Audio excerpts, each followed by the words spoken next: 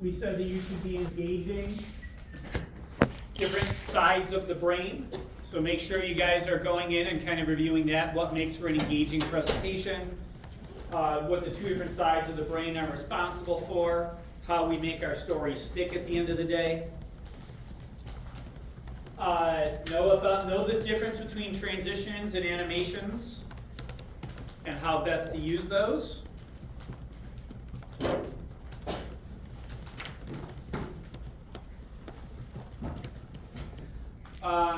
When we got into digital communication best practices, we talked about synchronous and asynchronous types of communication.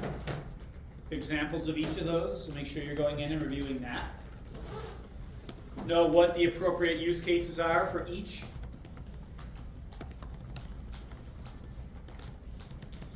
When it came to email, we talked about the to field, the CC field, the VCC field. Know what those are used for, what those mean.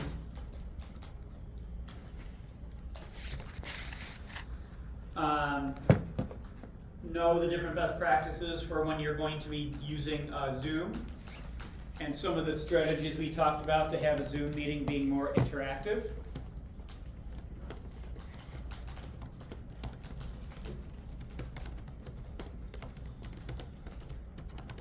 Know what each of those layers of the protocol stack do, what they're responsible for. Application, transport, network, hardware. They each have a specific purpose.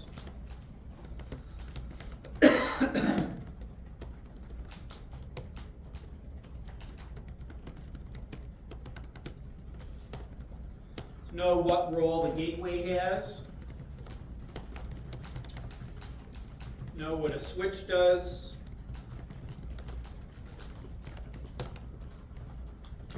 Know what a subnet mask is.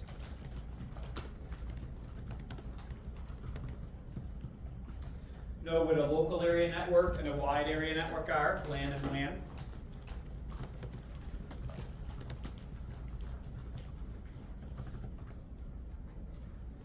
Know about those two helper protocols. We saw some questions already on that, DHCP versus DNS, what those two do.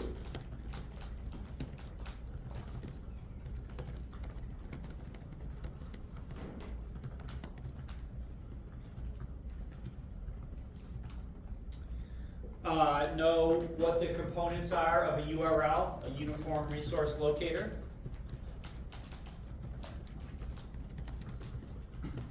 We specifically talked about the path, the protocol, the domain name. And then we talked about an extra piece called parameter. Parameter we talked about with, well, the HTTPS protocol or the HTTP protocol, those are both stateless. So we said to be able to add advanced capabilities and functionality back into that protocol, there's one of several mechanisms we can use. We talked about parameters, little bits of information we include in the URL. We said, well, we can use more advanced scripting languages. We said HTML itself is not a scripting language. It's a markup language, not a programming language. But we said there's ways we can use higher level programming languages either on a web server or even embedded right into our web page. It's something called JavaScript. We also talked about cookies, talked about databases that can back end an application and store all the relevant data for that application. Okay, so we kind of talked about the language, the markup language that web pages are made of, HTML. And we said, well, really what the HTTPS protocol is doing is it's just copying those pages back and forth.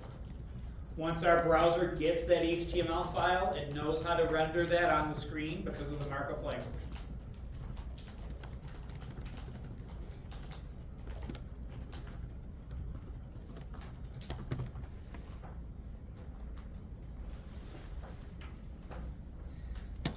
We kind of covered that 2x2 matrix that had both LAN creation and WAN, wide area network technologies, as well as wired versus wireless. So make sure you know each of the technologies that we covered in that 2x2 matrix. We went in and we described those further when we went into the actual networking hardware lecture. Talked about fiber optic, cable modem, DSL, dial-up modem, that was like the old screechy one. On the wireless side, we talked about 802.11, which is the Wi-Fi you guys are all using right now. We talked about satellite, infrared, 4G, 5G, LTE. Same thing your cell phone uses.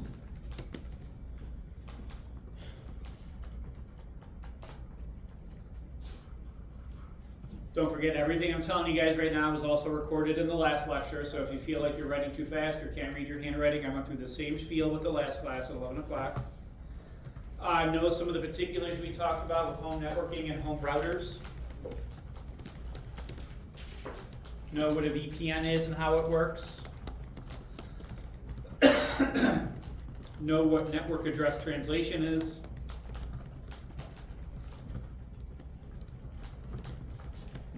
Know the different pieces of different types of functionality that are all embedded in a router. We said a home router, while it has the word router in it, it actually has a lot of other stuff kind of built into that as well. It has a little switch built right into it. It has some server type things built right into it.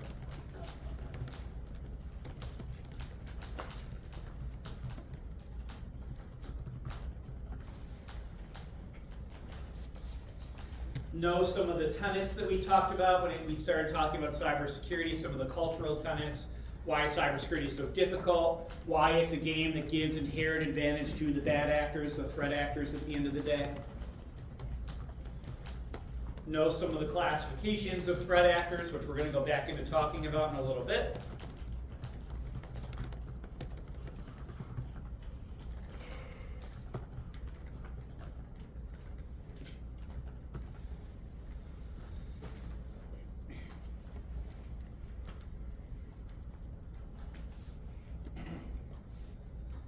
We're going to talk about two technologies in a little bit that really enable the sophisticated cyber criminal ecosystem.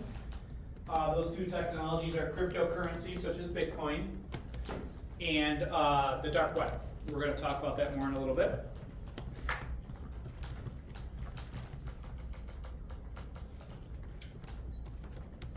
Talk about different kinds of attacks.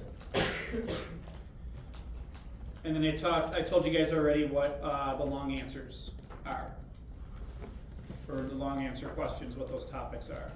Any questions